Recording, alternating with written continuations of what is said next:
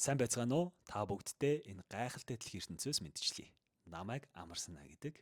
Тэгэхээр өнөөдрийн ярилцах сэдэв бол дотоод хэмнэлээ номготгоё. Тийм ээ. Тэгэхээр илүү тотгошоо нон гэсэн энэ сэдэв байх болно. Тэгэхээр энэ сэдвийг эхлүүлэхээс өмнө нэгэн ишлэлийг хэлээд энэ сэдвээ эхлүүлцгээе. Зөвхрөл итгэлийн хоорондох хамгийн сайн гүр бол чанартай нойр юм. Тэгэхээр та бүхэн энэ ишлэлийг тунгаагаад нэг бодоод үзээрэй. Тэгэхээр бид бүгд орчин үед ор гэдэг зүйл байдаг. Унтаж амардаг. Тэгэхээр таны ор нэгсэндээ бид бүгдийн ор. Миний ч ор, та бүгдийн ор.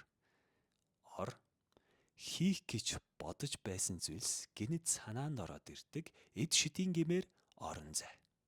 Тэгэхээр таны ор гэдэг зүйл ийм орон зай болж чадчих байна. Энийг бас асуугаад үзээрэй. Мөн та хэрвээ орондоо ороод элдвийн зүйлийг бодож эхэлдэг бол таны амар амгалан байдал ноцтой асуудалд орж байна гэдгийг ойлгож болно. Тэгэхээр та орондоо орох үедээ элдвийн маш олон бодлыг бодоод байна уу? Энийг бас асуугаад үзээрэй. За тэгэхээр нэгсэндээ энд та ерөөсөө санаа зовох хэрэггүй. Энд арга байгаа. Мөн бидний толгойд маш олон янзын бодол эргэлддэг нь буруу зүйл огт биш. Энэ бол нэгсэндээ бидний нэгэн мөн чанар. Тэгээ мөн олон мэдээллийг боловсруулж чаддаг байх нь гайхалтай бэлэг гэж үздэг. Тэгэхээр энэ их мэдээллийн 90-100-д таны бодол маш их мэдээллийн эмх замбраагүй дунд химжээ хязгаараа нэгэнт алдсан байдаг. Тийм ээ, бид энэ их мэдээллийн 90-100-д төрөлцөөр явна. Та мэдээж гар утстай байгаа. Тэгэхээр тэр гар утсанд асар их мэдээлэл байгаа. Та тэр бүхнийг өдөр болгон хүлээж авч байна. Тэгээ мөн төөрч байна. Тэгэхээр нэгсэндээ бид хүссэн үедээ дууг нь намсгачдаг болоход нэгсэндээ суралцах хэрэгтэй гэсэн үг. Тэгэхээр тэр бодлоо бидэд намсгаж багасгаж болох нь. Тэгэхээр одоо бүгдээрээ энэ аргыг суралцгаая.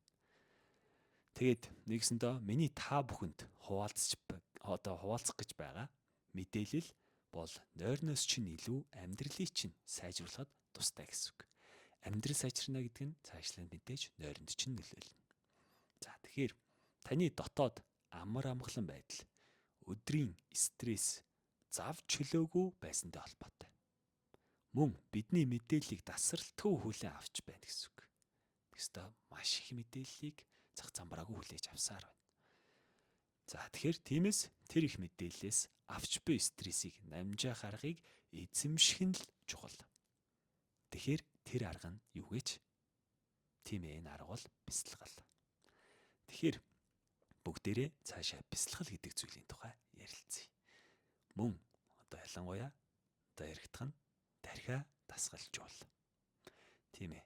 Энэ юу гэсэн үг вэ гэхээр нэгсэндээ бясалгалтай холбоотой. За бясалгал бол ерөөсөө хэцүү тийм төвөгтэй зүйл огт биш. Мөн бясалгалыг нэгсэндээ та бүхэн маань дархины дасгал гэд ойлгочиход маш амархан ойлгоход амархан зүйл болно гэсэн үг.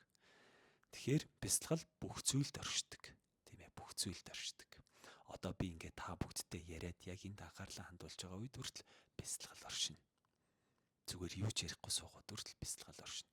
Би тийм бүх хийж байгаа зүйлд бясалгал оршино гэдгийг хэлж байгаа юм. Мөн бясалгал хийх тусам улам амар амгалан болж таны өдөр тутмын амьдралд өдрөөс өдөрт эрг үр дүн гарна гэдгийг би бүр 100% амлах байна. Мөн бясалгал таныг өнгөрсөн болон ирээдүйд биш, харин яг одоо цагт байлгадаг. Тэгэхээр нэгстөө би ялангуяа сүүлийн үед бясалгал хийх үедээ өглөө болон оройдоо 20-30 минут бясалгал хийдэг. Сүүлээрээ тодорхой хэмжээнд дадаад ирсэн учраас би сүүлийн үед мини бясалгал буюу 5 минут бясалгал хийж байгаа. Энэ маань надад маш их амар амгалан тайвширлыг өгдөг. Мөн өдрийн эрч хүчийг маань нэмдэг. Мөн орой хийсэн бясалгал маань намайг маш сайхан амраадаг. Тэгэхээр нэгсэнтэй яаж гэж асууж магадгүй. Тэгэхээр сайхан мэдрэмжийг төрүүлдэг. Учир нь сайхан мэдрэмжийг төрүүлдэг даавар гэж бий. Тэгэхээр энэ даавар маань эндорфин даавар. Тэгэхээр энэ эндорфин дааврын маань түвшин нэмэгддэг. Харин кортизол дааврын түвшин буурдаг. Тэгэхээр биений өрөвслийг бас багасгадаг. Энэ маш чухал. Өрөвслийг дарна гэдэг нь маш олон өвчний суурийг дарж байгаа гэсэн үг. Тэгээ энийг бол маш олон судалгаагаар батлаад байгаа. За мөн та нэгсэндээ асуулт би асууя. Та амьдралдаа илүү их анхаарал төвлөрөхийг хүсэж байна уу? Мөн анхаарал сарнсан сэтгэл санааны докторгүй байдлаа багасгаж өөртөө тусламар байна уу? Та энэ асуултын хариултуудад хариулаарай дор бүрнээ. Тэгээ мөн бяцлаглалын идэвхтэй хэмнэл нь сэтгэлийн зовнил төгшүүрийг багасгаж анхаарал татах нөлөөг нь бууруулдаг. Элдвийн зүйлд анхаарал сарнихыг. Мөн анхаарал төвлөрөл гэдэг бол бидний бүхэл амжилт олтын нэгэн чухал орц. Тийм ээ, анхаарал төвлөрөл. За бяцлаглал нь төвлөрөх чадвараа ашиглах боломжийг бидэнд олгодог. Тийм ээ, та зөв сонссон. Мөн бяцлаглал нь дархины бүтцийг засдаг, дархины анхаарал мэдрэмжийг хариуцдаг эсхийг илүү цуцаан болгодог болохыг тогтоосон байдаг Харвардын их сургуулийн судлаачдын нэгсдэг гаргасан судалгаа байдаг. Тийм ээ, маш их гайхамшигтай. Тэгэхээр энэ мэтчилэн цаашаа үргэлжлүүлээд энэ аргуудыг ярилцах болно. Тэгээ дараагийн бичлэгээр үргэлжлүүлье. Та бүхэн part 2-оо хүлээн авч үзээрэй. Та бүхэн чадна. Намайг дэмжиж хийх зүйлүүдээ хийгээд өгөөрэй.